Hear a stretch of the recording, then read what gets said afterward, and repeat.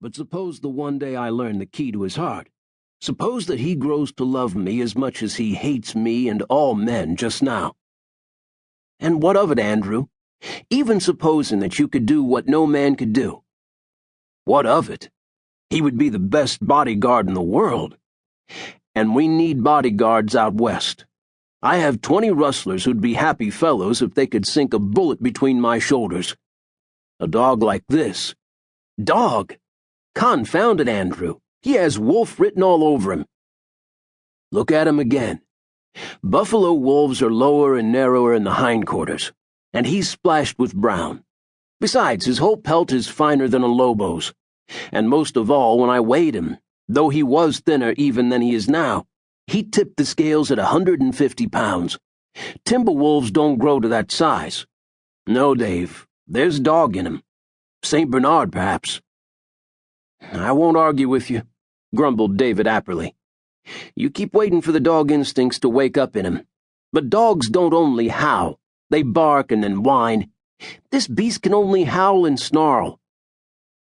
I admit that, said the owner. But you can't budge me, Dave. I'll never give him up till I find a man who's a better master for him than I am. David leaned back in his chair, muttering. I won't ask you to explain, he said. Every man has weak spots, and besides, to own a wolf is rather spectacular. Don't be nasty about it. As a matter of fact, I don't think about that. But he fills my mind's eye. He's a picture that I like to have in front of me as often as I can. Because he's a hero, Dave. Ah, man, if you'd seen him slash his way through that dog pack of mine, you would have loved him. I covered him with my rifle. He knew well enough that that was the finish of him, but instead of slinking away with his tail between his legs, he lifted his head and looked me in the eye as brave as you please, and dared me to do my worst. I couldn't kill him then. I can't kill him now, and he'll go back with me to my own country. Your own country? Echoed Dave coldly. A little silence fell between them. The Apperleys were of an old family and a good one, and they had been for many generations in New York, growing greater and richer as the city grew. But Andrew had tried his fortunes in the West. An accidental hunting trip showed the country to him, and he had remained in it ever since. This eastern trip of his was merely to induce his younger brother to come to the new region with him. But to David there was a species of treason in abandoning New York, and he looked upon a shift in the family seat very much as he would have looked upon changing his citizenship. It was a sore topic that had caused many a bitter discussion between them, and so they fell silent. The long and short of it, said David at last, is that you're an enthusiast, old fellow. You believe in that country because you've grown rich there. Not a bit. I believe in that country because it's a country worthy of belief.